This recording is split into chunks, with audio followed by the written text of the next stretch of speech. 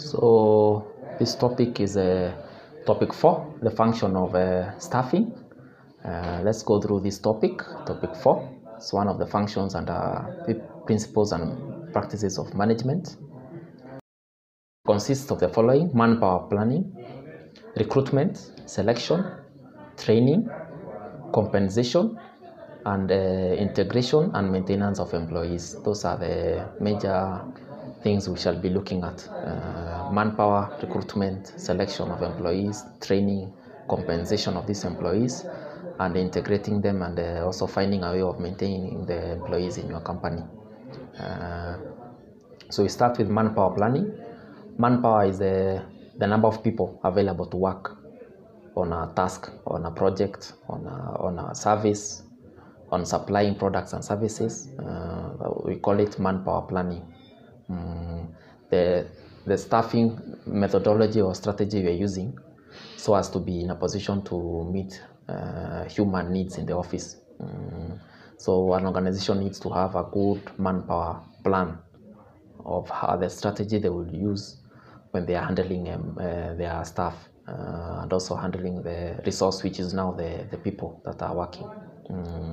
So that process of organizing people, allocating them tasks, giving them responsibilities, giving them a position, is what we call manpower planning.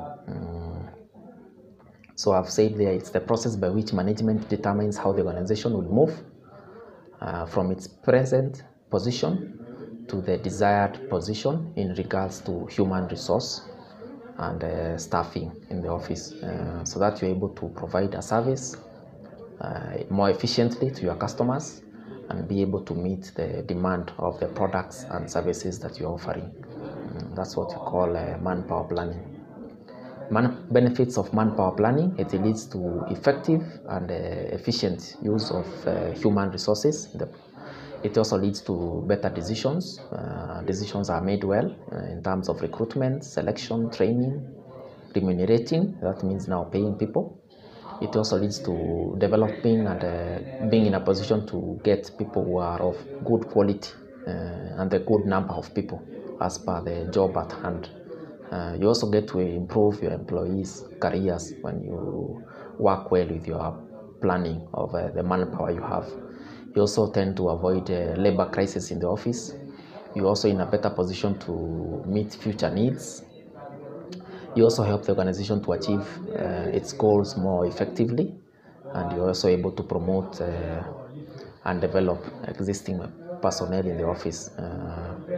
It also provides a way of measuring the human resource available and makes you be in a position as a company to identify the gaps that you could be having in the office.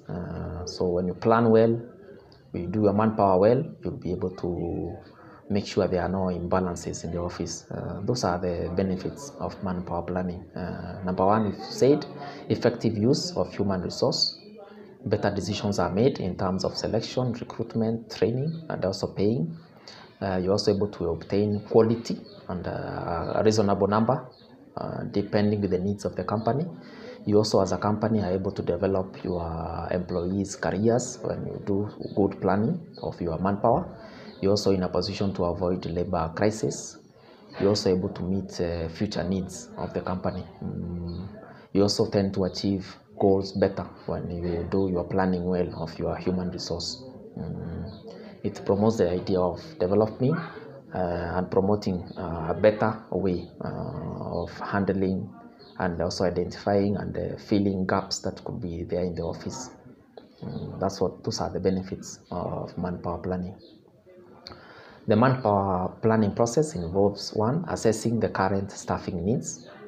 You assess what are the needs of the company, what are the challenges, what are the gaps that need someone to come in, either from within or from outside.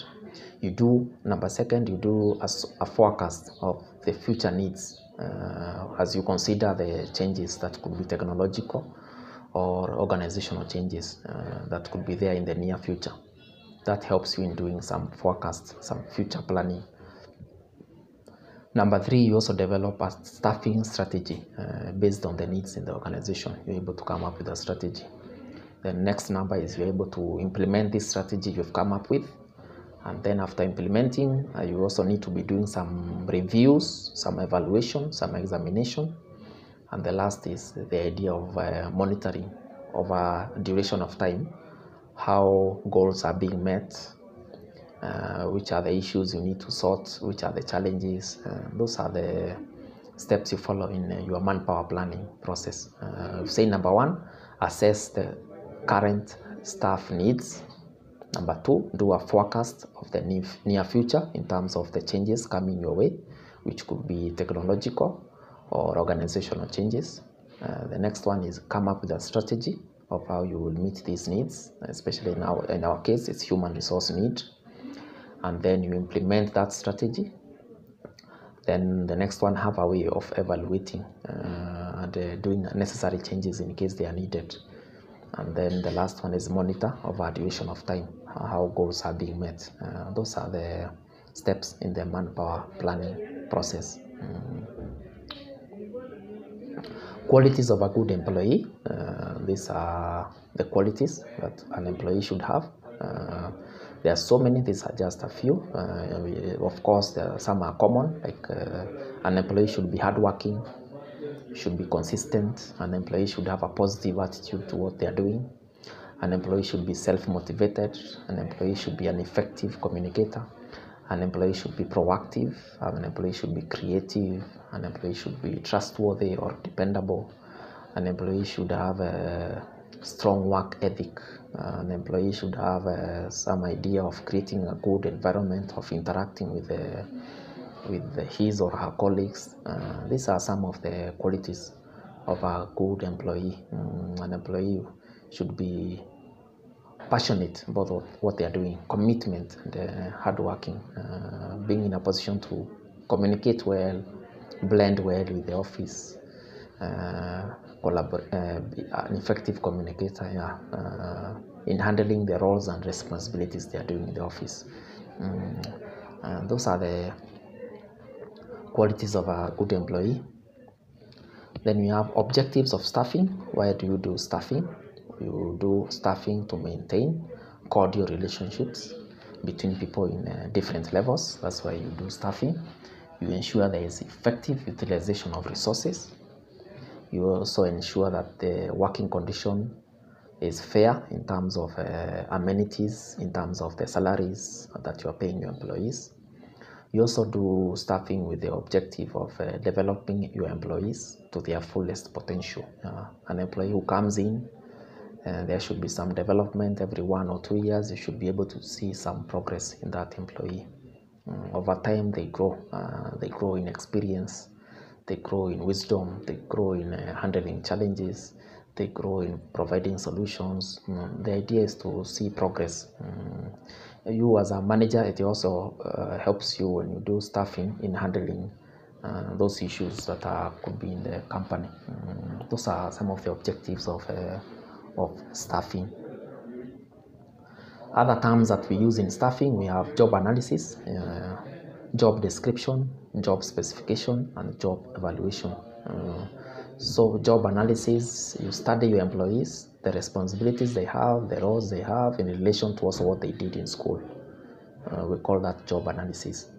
What level are they supposed to have gotten? Are they good at a post, at a slot in the office, having done a diploma, a degree, a master's degree? That's what you look at. Should they be having a certificate, depending on the job and the responsibility which comes with the roles of what they will be doing. So you look at the job, roles, responsibility, and the courses or career they need to have. That's what we call job analysis. We also have job description. These are the main duties that an employee has in the office. What are they supposed to do? The title they have. So who does this person report to? Who does he or she give reports? So those are what we call responsibilities, the main duties. That's what falls under job description. We also have job specification. This is a description of the requirements of what an individual is supposed to do. The skills they have to be having, the experience they need to be having, the personality type they need to be to suit well in a job, in a specified job. So you look at the role in details in terms of responsibilities, the goals you're supposed to meet, and the requirements. That's what we call job specification. We also have job evaluation. This is examining the output, the results, the output that every employee is bringing in regards to their roles and responsibilities. What benefit are they bringing to the company? We call that job evaluation. You examine, it could be periodical, maybe every 3 months. Has this employee been productive? Has he been of benefit to the company? That's what we call job evaluation. Those are some of the terms that are used in staffing. Staffing shall be personnel issues, shall also be coming next. We also have advantages of doing job analysis. It provides a basis of recruitment and selection. That basis of recruitment and selection, it provides it when you do job analysis. It helps you in matching competencies of every individual, depending with what they are qualified to do, and depending on with what they did. So when you do job analysis, you are very, very easily able to do proper matching of employee competencies to the job they're supposed to do. You're also able to facilitate job evaluation by doing performance appraisals, which I've been saying in class. Performance appraisal is a very important factor when you are analyzing what salary to give someone, depending also with what they do. So it facilitates the idea of smooth job evaluation when you do job analysis. It also helps in training and development of employees. When you do job analysis, you are easily able to guide, offer assistance, offer some words of wisdom to your employees on what they need to do, so that they also can develop themselves as they also benefit the company. Number 5, facilitates proper allocation of authority. When you do job analysis well, you are easily able to do the allocation of authority well in the office, to know who is supposed to have this and that authority in handling situations in the office.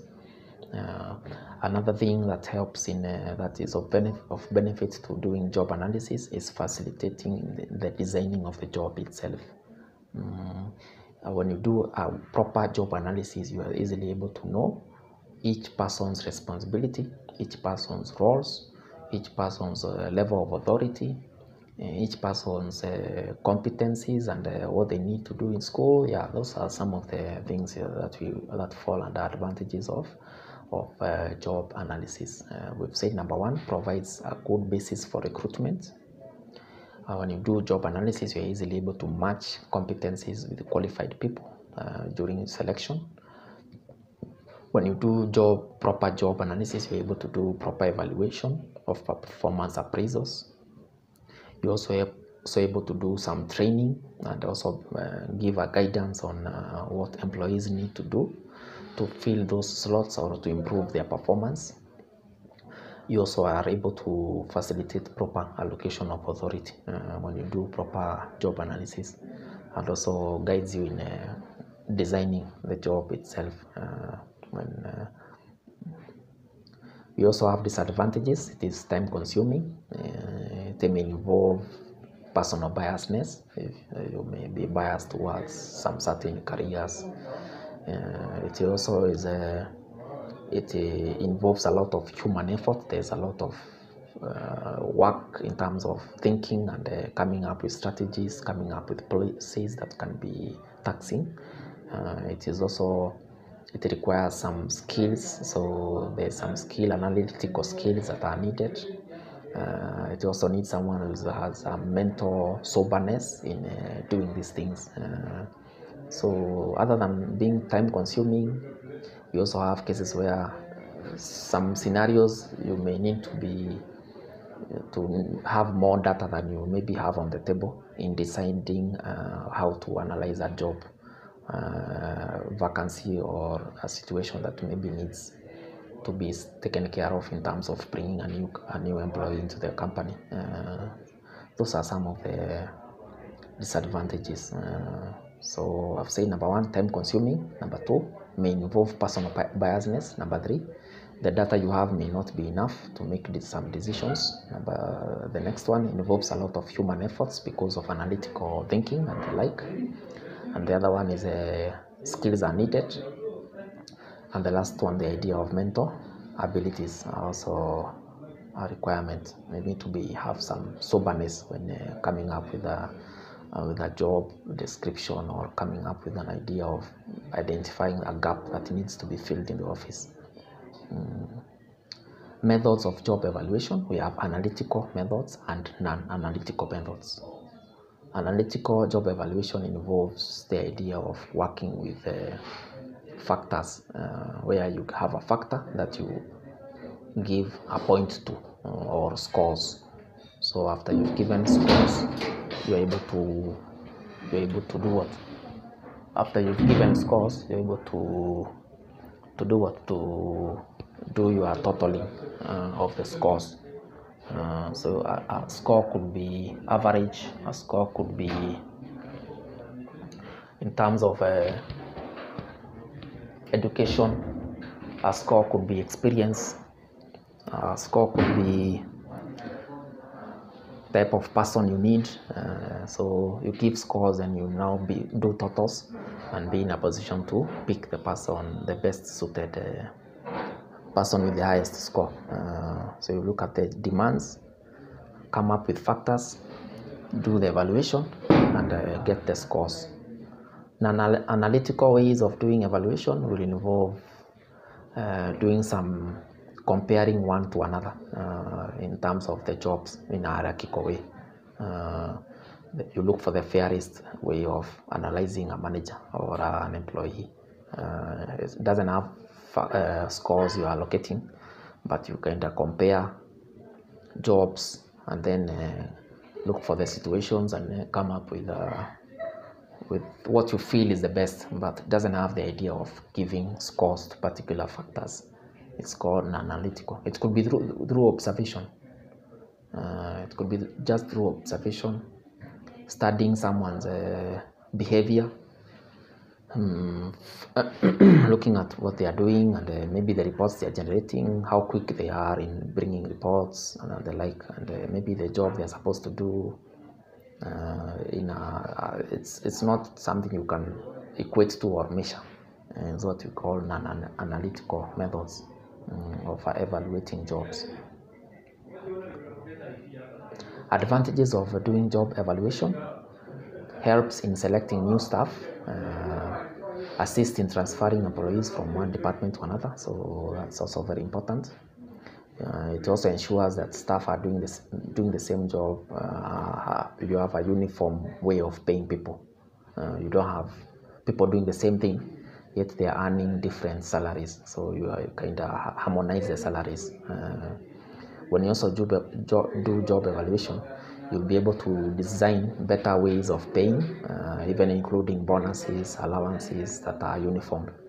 You also improve relationship between management and workers when you do job evaluation. Another one is you provide data needed for collective, so you're able to do some bargaining in terms of maybe raising people's salaries, bonuses, and the like. You're able to collect data in order for you to come up with a way of maybe improving your way of paying people, your way of handling issues like allowances and the like. When you also do job evaluation, you'll be able to improve staff morale in the office and also improve the output. When you also do proper job evaluation, you'll be able to do proper estimates of budgets that are needed. Those are some of the advantages of doing job evaluation. Helps in selecting new staff, assist in transferring from one department to another. That will assist you, ensuring that you harmonize the way you pay people, they receive the same pay. You also, if there are issues of adjusting allowances and the like, you are easily able to make decisions You're also able to improve relationship between management and workers when you do proper job evaluation, so that the productivity of your workers can also be better.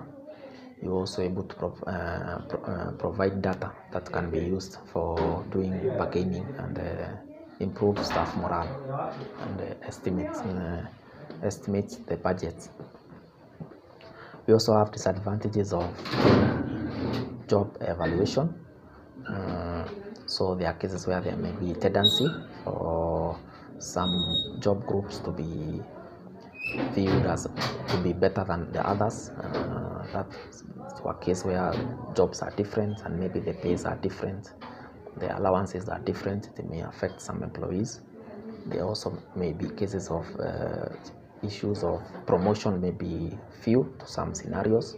So when you do job evaluation, some employees may feel like they are out when it comes to situations where there could be vacancies up there that need to be filled, and maybe they fall under a category that may not be considered when you are doing promotions in the office.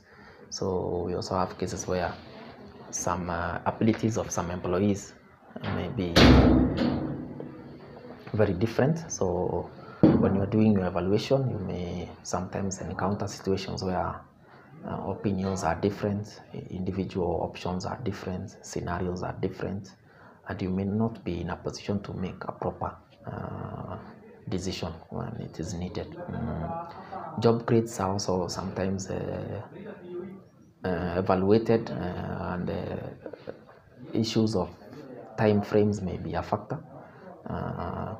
There are also issues where salary scales may be challenging to get to know the exact figure that you maybe can pay someone to feel that like they are paid well. So there are issues where some cases some may feel like they are not being paid enough because of the salary scale they fall under. So those are some of the disadvantages of doing job evaluation. One, I've said, it may place all jobs into few grades and that may not be having chances of promotion. Another one is that individual differences may be very far apart when you are doing job analysis. So when you discuss in meetings, people may be viewing or having different opinions that are not that easy for them to agree on a certain decision. And then some jobs may be evaluated, and some cases the time frame may be too much and so much has happened in that duration. And then there are also cases where salaries that are based on job evaluation, sometimes some category of people in the office may feel like they are not being paid enough. Those are some of the disadvantages of doing job evaluation. We also have recruitment as a topic. So the recruitment is the process of identifying who to include or who to do away with or exclude from a group of people. Maybe there's a vacancy and the people who have applied are 20 and you maybe only need 2. So that idea of selecting the person to pick and who not to pick is what we call recruitment. It works with companies have a recruitment policy, a statement of how employees are hired. This being a policy, it's good as it encourages the idea of consistency and the idea of fairness and the idea of having transparency in picking someone. If the recruitment process is positive and it is effective, then chances are very high the organization will be very successful because it will always be picking the best person in every category. That's what we refer to as recruitment. Sources of recruitment, there are 2. We have internal sources of recruitment and we also have external sources of recruitment. So internal sources of recruitment will involve internally picking someone to fill a vacancy. Internally picking someone from the office. It could be through promotions. It could be through retirement extension. Someone is supposed to retire, but you extend their time in the company. It could be also the idea of recalling someone who maybe left, but has been with the company, is recalled back. Internal recruitment process may also involve transfer within departments. Internal recruitment may also involve doing an internal advertisement of a vacancy or a position within the same people working in the same company, so that any that is interested can apply for the slot. And then we also have external recruitment processes. So this could be through press adverts, newspapers, magazines, on TV. Those are called press advertisements, open to the public. Another external recruitment would be a case of interviews, where someone dropped and document their CV and they are called for an interview. Another external recruitment source is a case of placement agencies. We have agencies that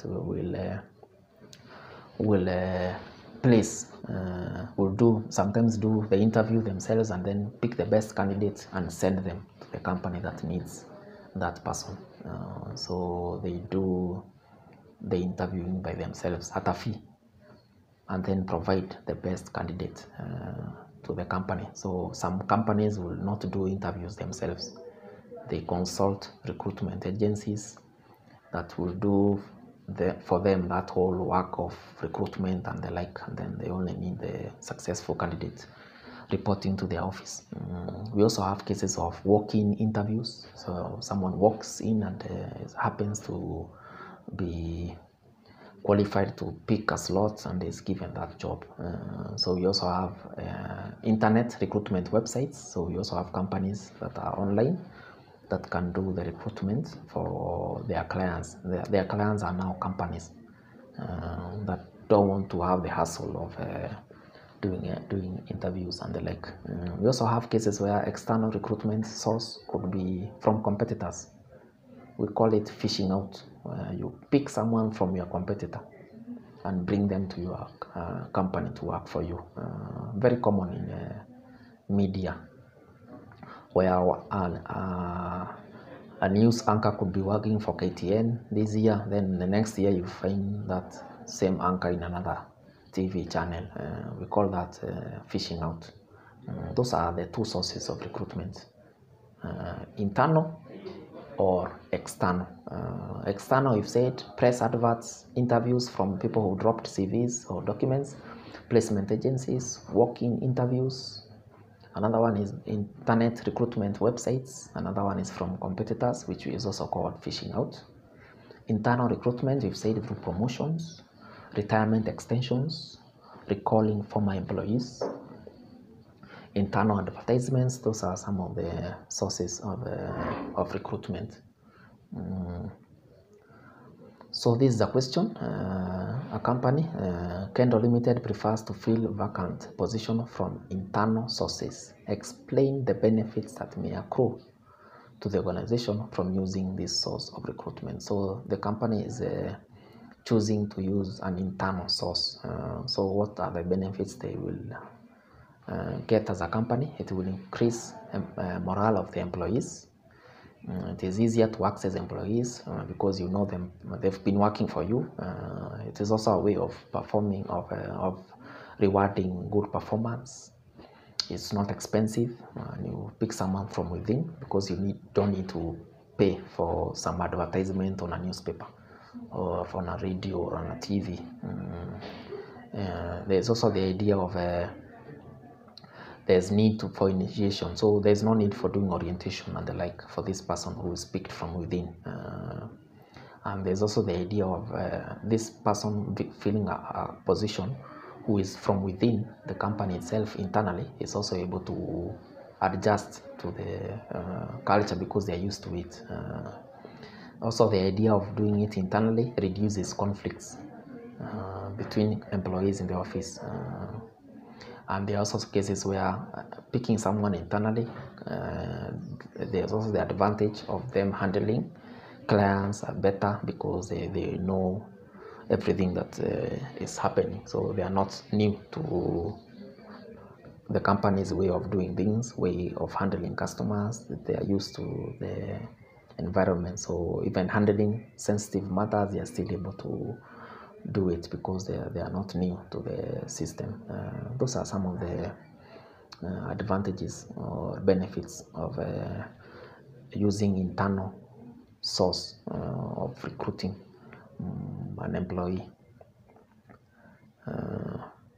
Disadvantages, we also have disadvantages of doing this. So we have cases where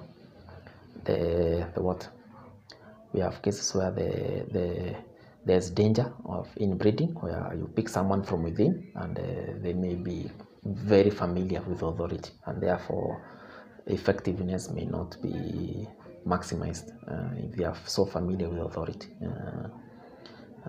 It's different from picking someone from outside who could be more serious and familiar to the authority. Second, there may also be an issue of morale, in case you pick someone who others feel that shouldn't be in that position. So those that maybe feel that you picked the wrong person may feel like they are demotivated.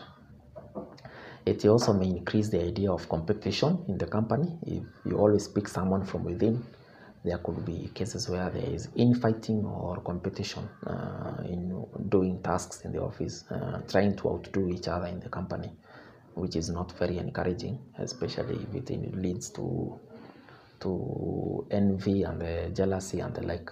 Number 3, it discourages the idea of picking experts who could be bringing new blood, who could be bringing new ideas. So sometimes even picking someone internally, you may be disadvantaged in getting the best person, the best expert for that category. Another disadvantage of doing internally, some management development, a strong management development program sometimes is necessary.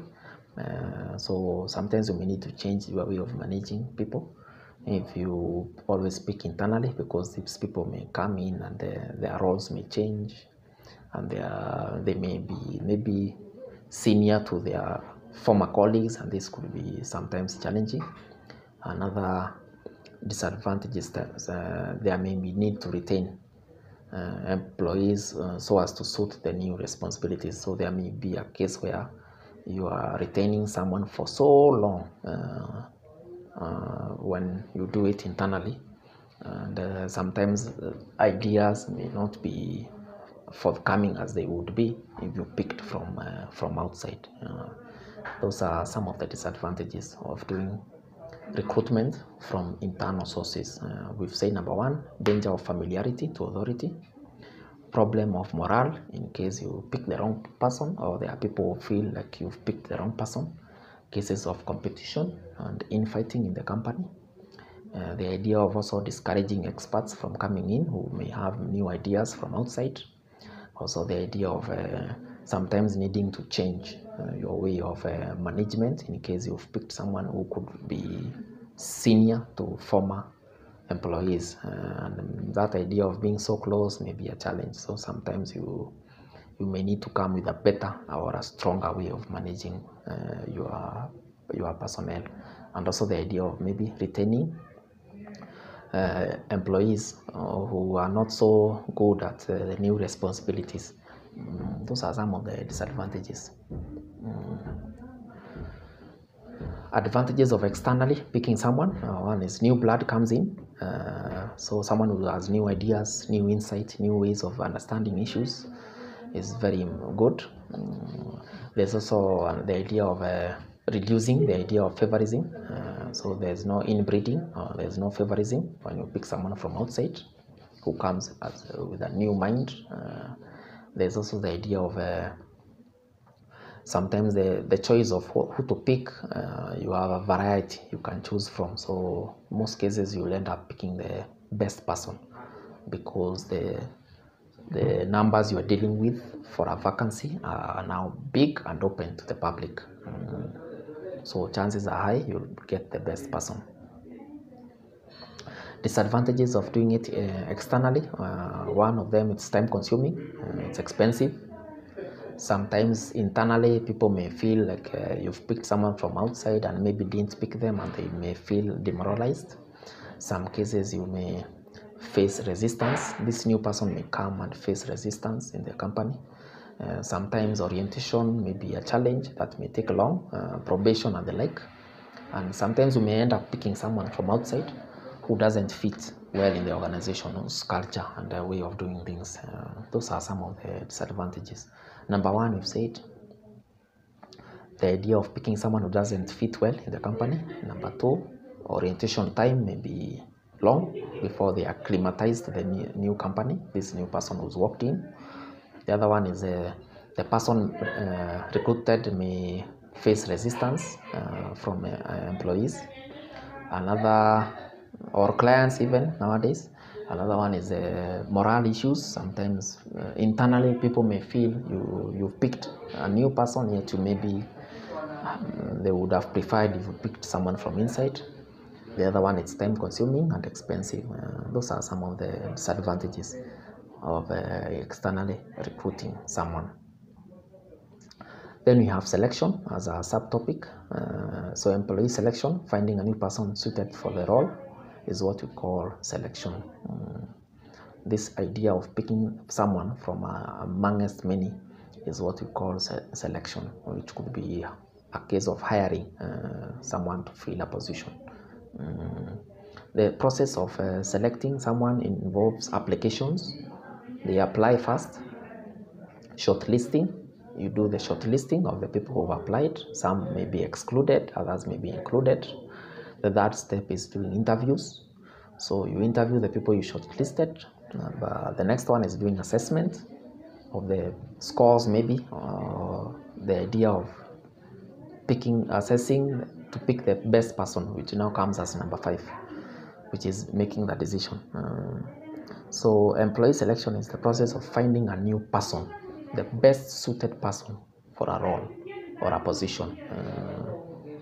So this idea would involve those 5 steps, where you do applications, you do shortlisting, you do interviewing, you do assessment, and you make a decision of the person you want. Those are the features that are under employee selection. Other terms that we use in this case, we have employee orientation. This is the idea of orienting and getting to introduce this new person to your way of doing things, their expectations, their roles, how they will be answering questions, how they will be writing reports. Basically, what they are expected by the company is what you call employee orientation. Introducing newly hired employees to their new workplace so that they get to know. Then we have workforce redeployment.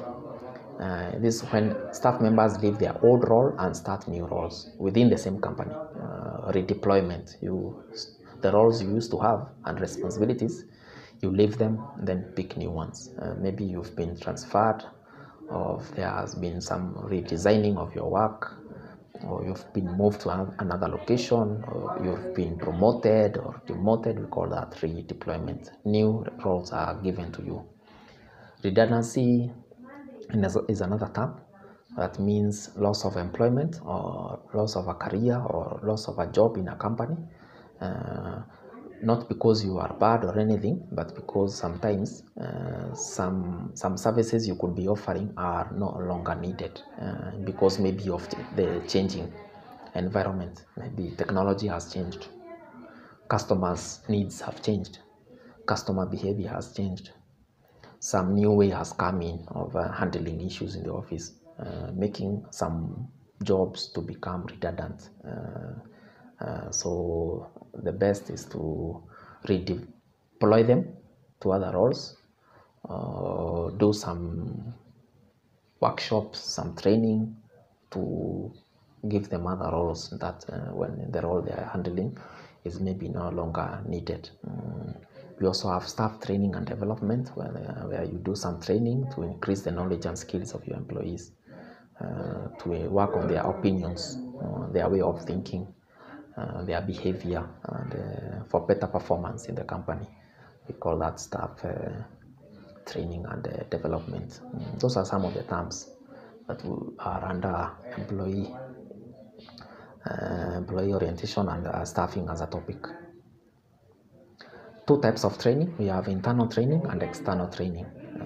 So you can do internally training of an employee, which is called on-job training, This could be through orientation, could be through induction, where you orient someone. It could be through internship. Another way of internally training someone is through delegation. Another way of internally training someone is through job rotation. Another way of internally training someone is through joining committees. They get to learn a lot because like committees, like we studied earlier, committees may involve people from different departments. Also the idea of making someone an assistant to another is also one way of doing on-job training. Those are some of the internal ways. We've said number one, orientation. Another one is internship. Another way of doing on-job training is delegating. Another one is refresher courses and workshops and the like, and seminars. Another way of job training is rotation of jobs, where one works at a different docket for a while, then moves to another as a way of learning how things are done in the company. Another way is through committees. Another one is through the idea of creating of assistant positions. We also have external ways of training. This could be through schools or training institutions and universities, where someone learns a course that is external. It could also be through workshops that are done externally, where people from outside, they do the workshop, train employees and the like, coordinated, and everything is done by an outsider. We also have conferences, lectures, seminars that may involve outsiders who come as guest speakers to speak to your staff. It's called external training. Benefits that may accrue to a company that continuously does training of their staff. So one of them is reducing accidents in the workplace. Another one is machines that may maybe break down and the like. The maintenance costs are low when there is some maintenance to be done. There's reduction of supervision burden. There's also the reduction of wastage of money, resources, time, and all that. When you do training, you're also able to reduce the idea of manpower obsolescence, where you reduce it at a bigger margin. If you do your training well, you're also able to increase employee morale when you do training. You're also able to handle complaints better and grievances in the office. You're also able to do a wider awareness and enlarge people's or personal growth. Those are some of the benefits that accrue to a company that is continuously training its employees. Reduction of accidents. Machines may break down, so the cost could be low of maintaining. There's also the idea of not doing so much of the supervision. If you have trained your employees well, then you won't need to be supervising so much. There's also the idea of reducing wastage of resources and spoilage of company resources like time, money, consumables, and the like. There's also the idea of increasing profitability and identifying areas that need some attention in the company. You're also able to reduce grievances from your clients and even your employees. You also are able to do some awareness of ideas of how everyone can personally develop themselves. Then we have personnel records as a subtopic. So records that are more about the company, company employees. So it's information about the company employees that is kept in the company. So this information, we shall be looking at what it entails. So this is basically what the company keeps about their information about their employees. So it's a form of records that will assist managers when they need to discuss and even make decisions. They look at their human resource records. So these personal records, this could be names, courses they have done, and the like. So what are the benefits? It helps in promotion and transfer of employees. You're able to study someone's record as an employee to be in a position to make decisions as to whether they need to be promoted or they need to be transferred. It's also good in assisting you in getting to know whether their salary needs to be adjusted or not. Personnel records also helps in being in a position to identify when they are maybe supposed to have a leave, go out and maybe for studies, mentor this one, move to this other branch. So they help you in making decisions and even coming up with strategies and planning well. And identifying those gaps that maybe are needed. Maybe an employee needs to study more, develop themselves more better in certain areas. So these personnel records are vital in the company. So they are also evidence in cases where there is a court to go to and maybe represent something. The personnel records also helps in handling disputes. They also help you in discussing issues that could be pressing, that could even be salary based about every employee. It's also a legal requirement that every company keeps personnel records of all their employees. At least there must be a file of every employee, a record of their names, next of kin, their family issues, where they are from, their age. All those things are important in a company. Because anything may happen and you may need to produce a document to show that this is your employee. They are called personnel records. Types of personnel records, there are many. We have basic information. This involves their name, date of birth, NSSF number, ID number, mobile number. Those are basic information, where they are from, their guardian, next of kin, all those things. Then we have hiring documents. This could be CVs, cover letters, application letters, certificates, all those. Job performance, each time you've given them an award, there should be some document. Each time they are given a disciplinary measure, there should be some document for it. So all these should be in their file. There should also be a case where there is employee development records, so where their certificates are new certificates, old certificates before they came. So these documents should be kept well in the office.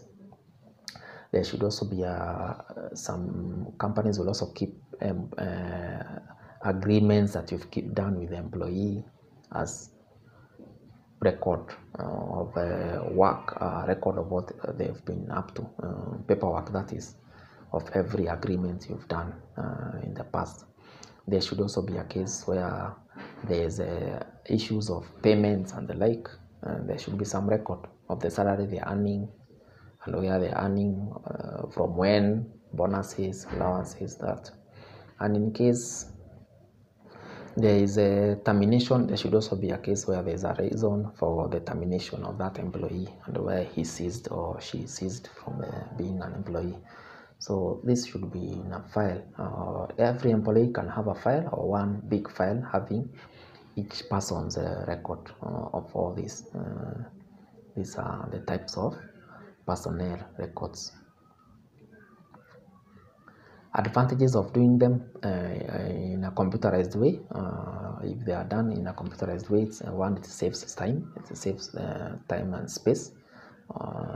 So the time you need to look for a document is very, very minimal, because you only need to search by maybe a key, employee key, or an ID number. It also saves space when it is saved in a computerized manner.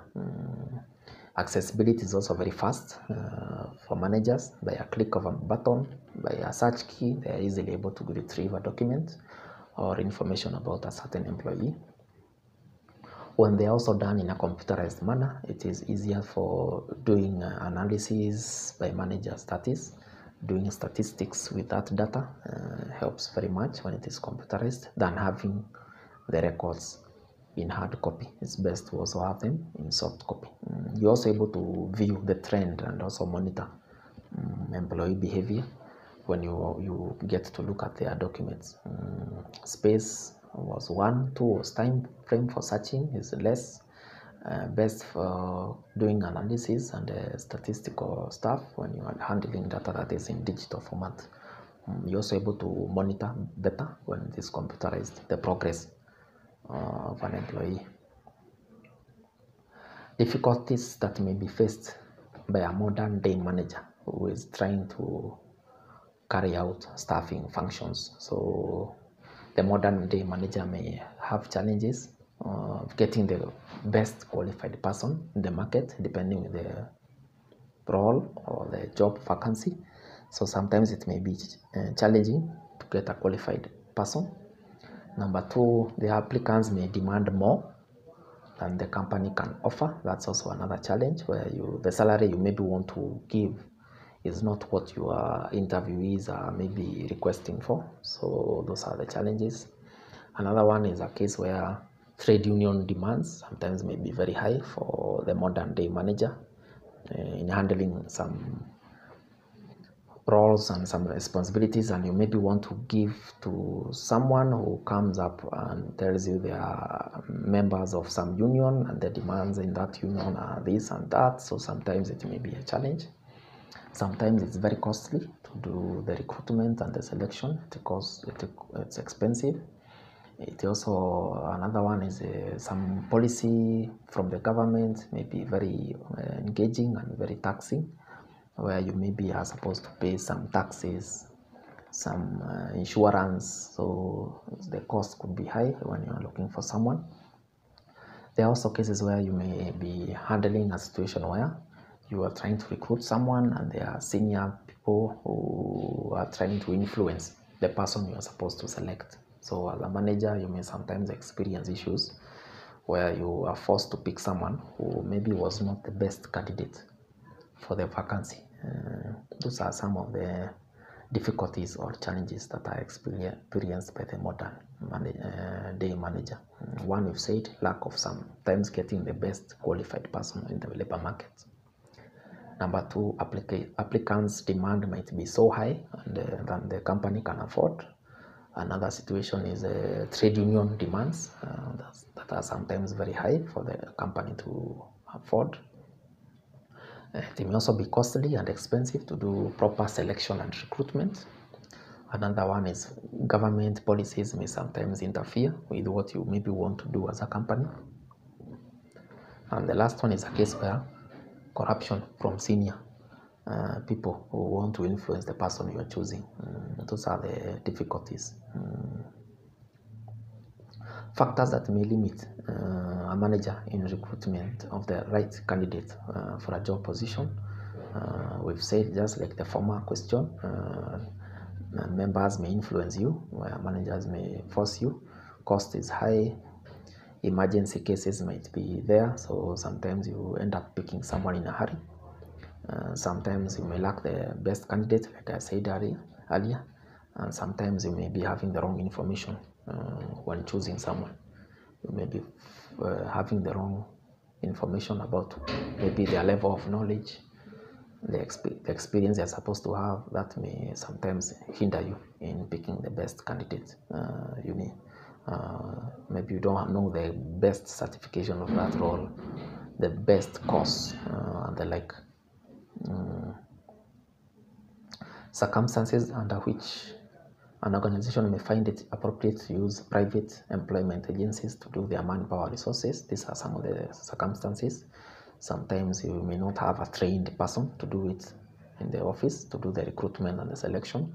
Sometimes you may be very busy and you are forced to do it outside, maybe because of the company culture and the way of doing things. Some cases it could be you don't want to be biased in doing the recruitment. You want to be very fair, so you may need to work with an outside, an external company who will do your manpower planning and the resources, getting someone doing the selection for you, doing the recruitment for you, and picking the right candidate and giving the candidate to you to work with. So those are some of the circumstances. We've said number one, you may lack an expert that can best be the person to do it. for the idea of getting the best person out there. Sometimes it may be the culture of doing things in the company, where the company itself doesn't do interviews or recruitment, and it works with a private agency. We also have cases where you don't want to be biased, so you work with a recruitment agency to do it for you.